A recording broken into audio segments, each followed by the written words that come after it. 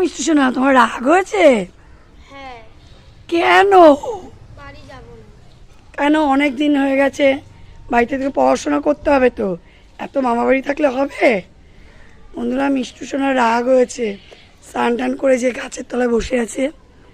এই রাস্তাটা প্রচণ্ড ঠান্ডা, যে মিষ্টি সোনার একটা ভাই, এত সুন্দর ছায়া, এই পাশে অনেক গাছ, একটা কারখানায়। এইটা হচ্ছে আমার বাপের বাড়ি, কমপ্লিট হয়নি। এই যে মিষ্টি সোনা বাড়ি যাওয়ার কথা শুনে মুখ টপ করে বসে আছে, নখ খাচ্ছে। মিষ্টি সোনা পচা, ও সব সময় মিষ্টি এটা করতে নেই, কিন্তু সবাই কিন্তু দেখছে, সবাই কিন্তু দেখছে, সবাই দেখে নে।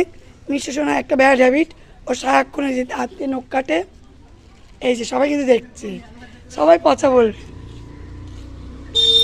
ভালো আছিস?